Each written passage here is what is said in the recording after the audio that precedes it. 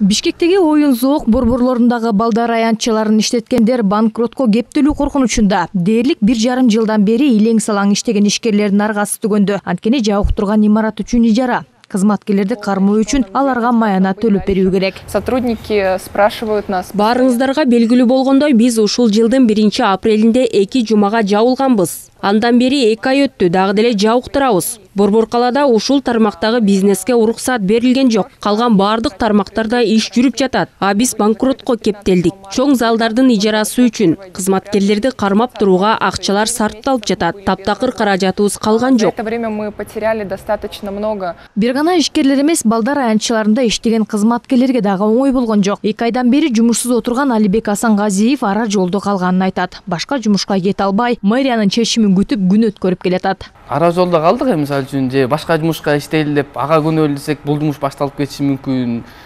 Бул жумушту жакшы көргөн үчүн ушу жумушту күтүп ниет кылып атабыз, Кудайым өзү ачылат деп.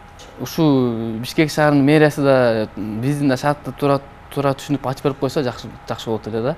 Алибек мырза сыяктуу жумушсуз калгандардын саны миңдеп саналат. Алардын көпчүлүгү жумуштарын которууга аргасыз болуп турушат. Ал эми Бишкек шаардык санитардык эпидемиологиялык көзөмөлдөө борборунун башка дарыгеринин орун басары Айнагүл Рыскулбекова борбор калаада эпидкырдаал оор экенин, Бишкек кызыл зонада экенин эске түйүүгө чакырат. Ошондуктан штабтын көрсөтмөсү менен гана чечим өзгөрүшү мүмкүн.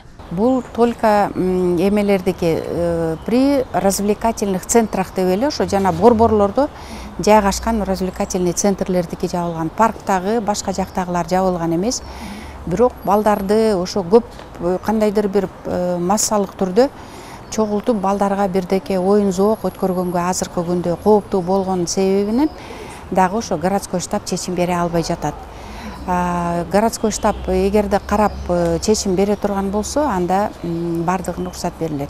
Ал арада Бишкек шаардык эпидемияга каршы комиссиянын бүгүн 25-майдагы отурумунда оюн-зоок борборлорундагы балдар аянтчыларын азырынча ачпоо чечими кабыл алынды. Буга Бишкекте тажылуу вируска байланыштуу эпидемиологиялык кырдаал дагы деле курч экени негиз болду. Эми балдар аянтчылары ишин качан улантаары дагы да болсо белгисиз. Чолпон Бейшелен кызы, Улукбек Сулайманов, Нью ТВ.